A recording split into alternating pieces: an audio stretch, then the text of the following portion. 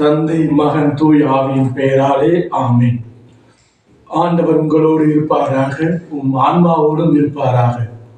இயேசுவில் பிரியமுள்ள சகோதர சகோதரிகளை, இந்த புதிய நாளை தந்த இறைவனுக்கு நம் நெஞ்சார நன்றியை தெரிவித்துக் கொள்வோம். இன்றைய நற்செய்தியானது லூக்கா எழுதிய நற்செய்தி 9வது அதிகாரம் 51 56 முடிய உள்ள வசனம். லூக்கா எழுதிய நற்செய்தி 9வது அதிகாரம் 51 56 முடிய உள்ள வசனம். இயேசு எருசலேமை நோக்கி பயணம் மேற்கொள்கிறார். அவர் கலிலேயாவிலிருந்து எருசலேமுக்கு செல்கின்ற வழியில் சமாரியா வழியாக செல்ல முற்படுகின்றார். ஆனால் சமாரியா மக்கள் அவரை ஏற்றுக்கொள்ள மறுக்கின்றனர், அவருக்கு வழிவிட மறுக்கின்றனர்.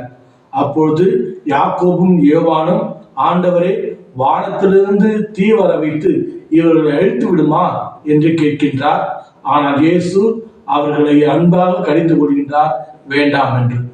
இதுதான் நற்செய்தியின் சுருக்கம். இதிலிருந்து நாம் தெரிந்து கொள்ள வேண்டிய விஷயம் என்னவென்றால், நாம் ஒவ்வொருவருக்கும் கோபம் உண்டு. நாம் அனைவருமே கோபப்படுகின்றோம், கோபத்தை கையாளுகின்றோம்.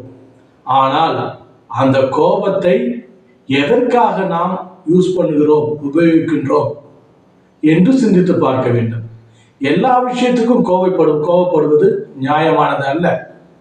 தேவைக்கு, இடத்திற்கு தகுந்த மாதிரி நம்முடைய கோபத்தை உபயோகப்படுத்த வேண்டும். ஆனால் நம்முடைய இறைவன் கோபம் உள்ளவர் கிடையாது, அவர் சின்னம் கொள்கின்றவர் கிடையாது. அவர் எப்பொழுதுமே அன்புள்ளவர், கருணை உள்ளவர், தயை உள்ளவர்.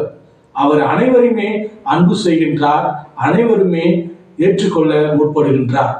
அன்புமிக்க சகோதர சகோதரிகளே, இந்த நாளிலே நாமும் நம்முடைய உள்ள சகோதர சகோதரிகளை அன்பு செய்து, அவர்கள் என்னதான் தவறுகள் செய்தாலும் அந்த தவறுகளை மன்னித்து நாம் அன்போடு வாழ்வோம். ஒரு சின்ன பழமொழி சொல்வார்கள், கோபம் தன்னை மட்டுமல்ல பிறரையும் அழிக்கும் என்று. கோபம் யாரெல்லாம் கொள்கின்றார்களோ அவர்கள் அனைவரையும் இறைவன் எப்பொழுதுமே ஆசீர்வதிப்பதில்லை.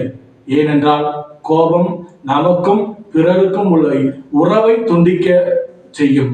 ஆகவே கோபத்தை விட்டு அனைவரையும் அன்பு செய்து வாழ்வோம்.